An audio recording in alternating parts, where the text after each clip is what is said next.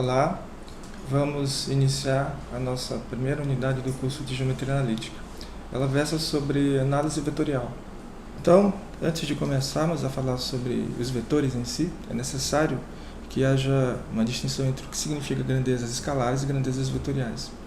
As grandezas escalares são aquelas em que o valor da grandeza já contém toda a informação que é preciso saber sobre o que significa aquela grandeza. Então, por exemplo, quando eu digo que a temperatura de uma pedra é de 10 graus centígrados, então essa informação de temperatura, do valor da temperatura, já diz tudo o que é necessário saber sobre a temperatura da pedra. No entanto, existem certas grandezas em que só o valor da grandeza não caracteriza todo o significado que a grandeza pode ter. Por exemplo, quando eu digo que uma pessoa andou 10 metros, só o valor 10 metros não indica toda a propriedade do deslocamento que ocorreu. É preciso que eu informe direção e sentido para que se tenha a compreensão completa do significado da grandeza. Então, como descrever uma grandeza que, além da sua intensidade, é preciso que se forneça direção e sentido?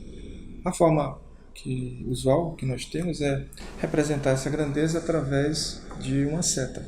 Todas essas propriedades elas podem ser representadas através dessa seta, onde o tamanho da seta representaria a intensidade da grandeza, a direção e sentido seriam informadas pela direção e sentido da seta.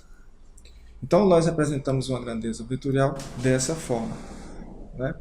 Onde uma determinada letra representaria a grandeza e uma seta em cima da letra representaria o fato de que essa grandeza é vetorial. Então, como fazer o processo de soma de duas grandezas? Por exemplo, se uma pessoa desloca de uma certa quantidade e em seguida ela desloca novamente, qual é o deslocamento resultante? Então, isso é feito algebricamente quando você introduz um vetor associado ao primeiro deslocamento por S1 e um vetor associado ao segundo deslocamento por S2. De tal forma que se o segundo deslocamento começa no final do primeiro deslocamento, o deslocamento resultante é fornecido pelo esse vetor que eu representei por SS. SE. Então, todas as grandezas vetoriais que se somam dessa forma, elas são chamadas de grandezas vetoriais. Se existem três deslocamentos, né, então a soma ela pode ser dada em qualquer ordem, né, que sempre vai gerar o mesmo vetor deslocamento. Da mesma forma, se o deslocamento é multiplicado por um escalar, o resultado também vai ser um vetor, que é o escalar vezes o vetor. Embora eu tenha representado o vetor deslocamento como o padrão para definir essas propriedades vetoriais, todos os outros vetores satisfazem a essas propriedades. Então, o vetor força, que é um vetor extremamente importante para descrever as propriedades dinâmicas de movimentação de um objeto, ele satisfaz essas propriedades. E é extremamente importante essa regra de soma dos vetores, porque na física existe o chamado princípio da superposição das forças, que nada mais é do que dizer que o efeito da força resultante sobre um objeto ele é dado pela soma das várias forças que podem atuar sobre o objeto. Nem sempre apenas o significado absoluto do vetor é necessário. Em muitos problemas é preciso que esse vetor seja referenciado em relação a um sistema de referência. Então, o vetor S ele pode ser referenciado em relação ao sistema de referência cartesiano, x, y, dessa forma. Então, eu coloco o vetor S, na origem do vetor S eu coloco a origem do sistema de referência. Então, eu posso descrever esse vetor em termos dos eixos de referência através de suas projeções nas duas direções. Então, a projeção do vetor S ao longo da direção x seria a sombra que esse vetor gera ao longo da direção x. O que é a sombra? A sombra é você pegar a extremidade do vetor e traçar uma paralela à direção y. Então, quando essa paralela à direção y encontrar o eixo x, você tem esse comprimento, que eu chamei de SX. Essa é a sombra do vetor S. Esse comprimento é chamado de projeção do vetor S ao longo da direção x.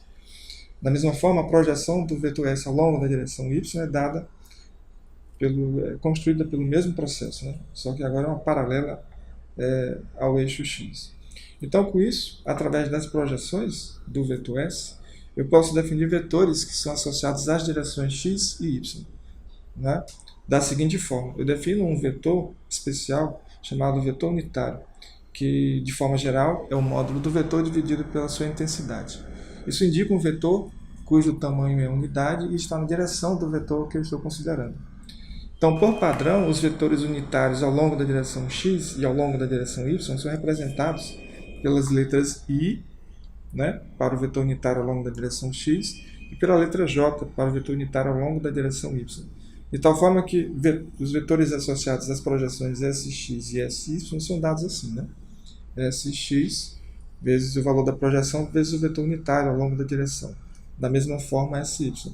De tal forma que o vetor S ele pode ser pensado, né, como a soma do vetor projeção ao longo da direção x mais a soma do vetor projeção ao longo da direção y. Com isso, nós temos uma descrição do vetor S em relação ao sistema de referência.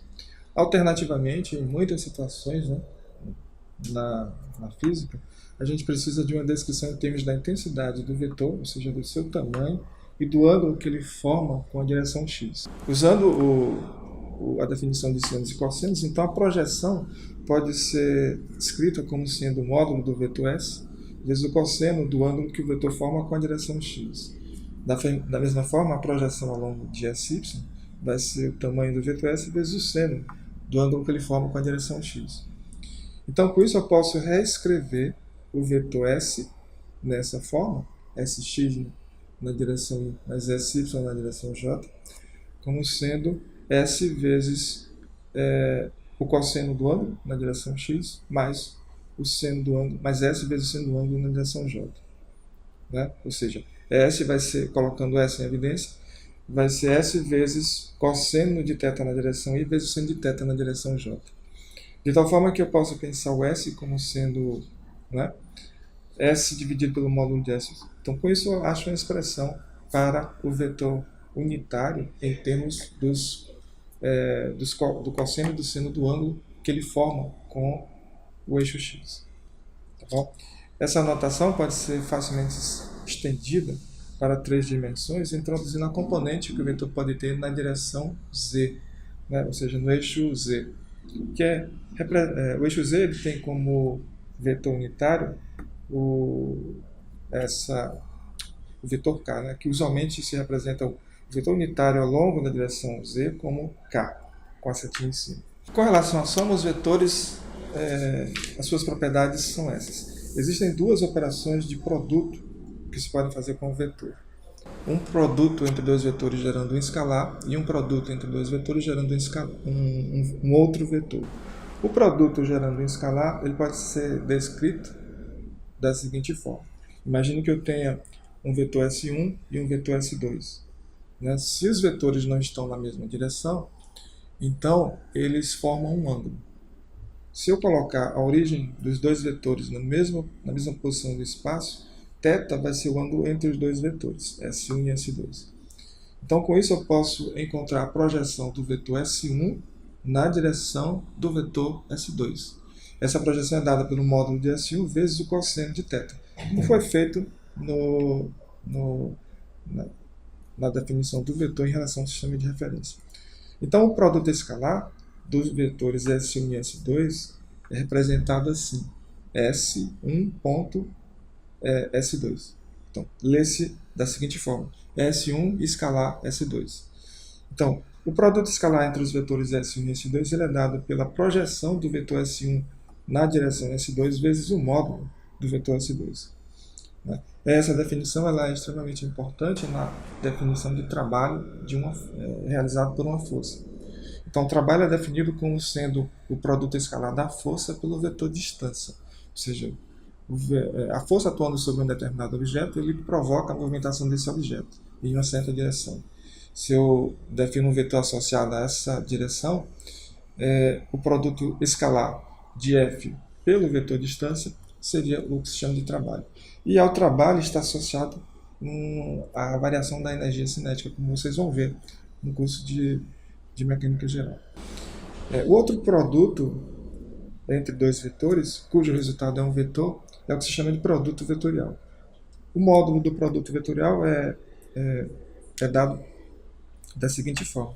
Se eu considerar a mesma geometria que foi usada na definição do produto escalar, o módulo do produto vetorial vai ser a outra componente, né, do vetor S1, a componente perpendicular à direção do vetor S2, vezes o módulo do vetor S2. Então, seria S1, S2 vezes o seno do ângulo entre S1 e S2. Né? Então, o módulo é definido dessa forma. No entanto, a direção ela não segue o usual. Né?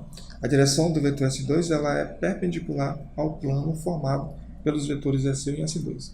Quaisquer dois vetores determinam um plano, desde que eles não sejam colineares. Então, o plano é definido pelo vetor normal ao plano. Né? Então, o produto vetorial é um vetor que está na direção deste vetor normal. Tá? A aplicação mais imediata do produto vetorial é na definição da força magnética, que seria a força que atua sobre uma partícula carregada que tem uma velocidade que propaga dentro de um meio que tem um campo magnético. Essa força magnética ela é dada por isso aqui, o valor da carga vezes o produto vetorial da velocidade pelo campo magnético. Existe uma definição alternativa de vetor que é muito útil e vai ser usada bastante no curso quando resolvemos as equações das cônicas no sistema principal. E aí, como visualizar essas cônicas em um sistema que não seja o principal. Então, eu posso imaginar que se eu tenho um vetor ligado a um sistema de referência, XY, eu posso rodar esse sistema de referência. O que deve acontecer com esse vetor? Como eu falei no início da aula, o vetor ele tem um significado que independe do sistema de referência. No entanto, quando você roda um sistema de referência em relação a outro e procura descrever o vetor nesse sistema rodado, as suas componentes elas mudam de tal forma que a integridade do vetor permanece. Ou seja, a sua direção, o seu módulo e o seu sentido. Então, no sistema, imagine que eu tenho um sistema XY e rodo e coloco um outro sistema, que eu estou chamando de X' e Y' rodado em relação a XY. Rodado significa que a direção X e a direção X' formam um ângulo φ. Então, as componentes do vetor no sistema rodado elas são dadas por esse par de equações. X' vai ser igual ao tamanho da projeção do vetor na direção x vezes o cosseno de φ, mais o tamanho da projeção do vetor na direção y vezes o seno de φ. E a componente y' vai ser menos x seno de θ mais y cosseno de θ. Se eu inverto essas equações, eu obtenho como seriam as componentes no sistema sem rodar em função das componentes do sistema rodado. Então, é só resolver isso aqui e encontrar os valores de x, y em termos de x' e y', que é dado por isso aqui. Essa definição de sistema rodado ela é muito útil, porque, como eu falei, né, as cônicas elas não estão sempre no sistema padrão. Se elas estiverem no sistema que não é padrão, é difícil de você, na primeira visão, enxergar, né, qual é a forma da cônica, qual o desenho da cônica. Então, só para finalizar essa primeira unidade, eu coloquei esse exemplo, né? Uma equação geral do segundo grau, onde você tem todos os termos. Então, 9x² mais 24xy, menos 24xy mais 16y2, menos 4x menos 30 igual a zero. A pergunta é, qual é a forma dessa equação?